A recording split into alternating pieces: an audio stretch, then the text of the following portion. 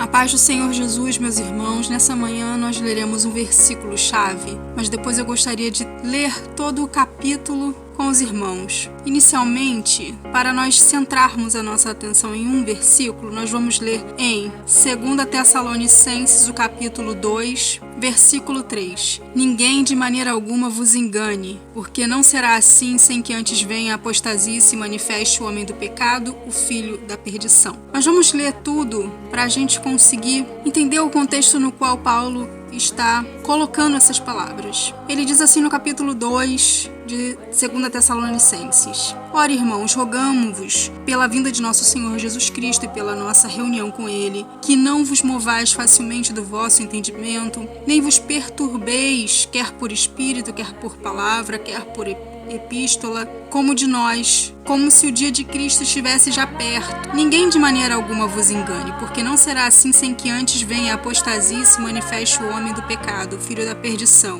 o qual se opõe e se levanta contra tudo o que se chama Deus ou se adora, de sorte que se assentará como Deus no templo de Deus, querendo parecer Deus. Não vos lembrais de que estas coisas vos dizia quando ainda estava convosco, e agora vós sabeis o que o detém, para que a seu próprio tempo seja manifestado, porque já o ministério da injustiça opera. Somente há um que agora resiste até que do meio seja tirado. E então será revelado o iníquo, a quem o Senhor desfará pelo assopro de sua boca e aniquilará pelo esplendor da sua vinda. A esse cuja vinda é segundo a eficácia de Satanás, com todo o poder e sinais e prodígios de mentira, e com todo o engano de injustiça para os que perecem, porque não receberam o amor da verdade para se salvarem. E por isso Deus lhes enviará a operação do erro, para que creiam a mentira, para que sejam julgados todos os que não creram a verdade, antes tiveram prazer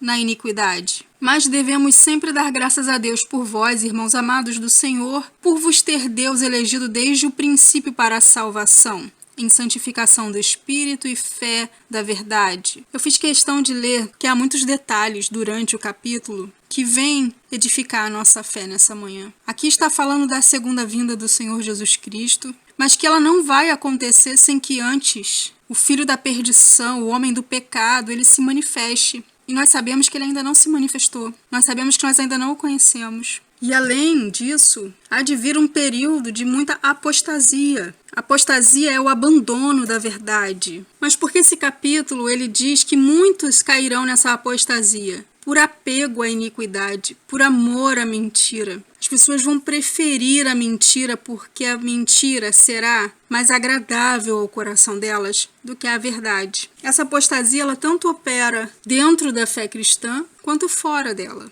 Nós sabemos que sempre houve o engano no meio da humanidade. Tem aqui um ensino que eu peguei no comentário judaico do Novo Testamento, do autor Davi H. Stern. E eu vou ler com os irmãos, porque eu achei bem sintetizado e muito bem colocadas as palavras dele. E ele vai falar assim, que tipo de enganos e coisas ensinadas até por demônios as pessoas estarão inclinadas a dar atenção. Primeiro, as religiões orientais com suas adaptações ocidentais, com seus conceitos subbíblicos e impessoais de Deus e com sua tendência a depreciar a importância da história humana e, por conseguinte, da vida humana. 2. As seitas subcristãs mais antigas, como as Testemunhas de Jeová, o mormonismo, a ciência cristã, o unitarismo, todas elas apresentam um retrato inadequado de Jesus, o Messias. São inclinados a não ver em Jesus a sua divindade, o seu poder, não reconhecem a operação do Espírito Santo como sendo o Espírito de Deus. O judaísmo não messiânico, à medida que nega a origem divina da nova aliança e o Messias, e se coloca no caminho dos judeus que assim professam. O secularismo, o humanismo, o ateísmo, o agnosticismo, o cristianismo liberal, que apesar de usar a Bíblia, nega verdades bíblicas fundamentais e sendo ainda mais insidioso. O 6º, a religião que se faz passar por uma que reafirma a Bíblia, entretanto na prática se comprova o contrário por meio de seus atos. Fora do âmbito do que poderia ser chamado religioso, vemos as pessoas se voltando para as drogas, para as bebidas, para o sexo ilícito, para a busca das riquezas e outras atividades egocêntricas, diversos movimentos ideológicos que não possuem conteúdo explicitamente religioso, mas que podem cativar as pessoas, tal como as religiões o fazem. A política e o ambientalismo podem funcionar desse modo, embora não necessite ser assim. O ocultismo, incluindo a astrologia, a parapsicologia, a cabala, a tradição do ocultismo dentro do judaísmo, porque as pessoas se voltam para esses substitutos da verdade e deixam de ver as boas novas como boas. Mas por quais razões essas coisas acontecem? Segundo o autor, o Davi H. Stern, ele diz que, primeiro, essas coisas acontecem por algumas razões mais comuns. A primeira, nutrir um falso conceito de Deus, de Jesus e do que a Bíblia diz é comum nas pessoas que nunca leram a Bíblia quando adultas ou que nunca leram o Novo Testamento. Mesmo assim, manteram suas opiniões muito fortes. E ele disse que a solução para isso é ler a Bíblia com a mente aberta, orando para que Deus revele o que é verdadeiro. Segundo, estar comprometido com o pecado do qual se recusa a abrir mão. E a solução que ele vê para isso é ajustar a ordem de prioridades. É mais importante continuar no pecado e caminhar para a destruição eterna ou se voltar para Deus para obter o perdão e receber a certeza da vida eterna. Terceiro, o temor de ser rejeitado por seus amigos, por sua comunidade, ao professar a fé em Jesus. Temor da pobreza ou de se ter que viver uma vida que não é divertida. E a solução que o H. Stern apresenta é confiar que Deus está no controle e irá proporcionar uma vida de maior realização do que jamais poderia se sonhar, mesmo que alguns aspectos desses temores se comprovem com fundamento. Tudo coopera para o bem daqueles que confiam em Deus. Então essa apostasia, ela ainda virá e ela será cada vez mais exercida, mais vista, mais praticada, haverá mais resistência contra a verdade, haverá mais amor à mentira. E o que o Senhor ele apresenta como solução? Que a gente se apegue àquilo que é verdadeiro, que a gente não aceite um evangelho que não seja aquele que está nas Escrituras. Porque os eleitos, eles são chamados para a santificação do Espírito e de uma fé na verdade, na busca pela verdade, no prazer de agradar a Deus, na consciência de que Jesus morreu pelos meus pecados para que eu os abandone. Porque cada dia mais, segundo essas escrituras, o evangelho ele será um evangelho fácil, o evangelho da porta larga, né, que desvia os ensinos de Jesus, que se adequa a tudo aquilo que não é Deus, tudo aquilo que nós lemos aqui. A igreja que aceita o mundanismo, né?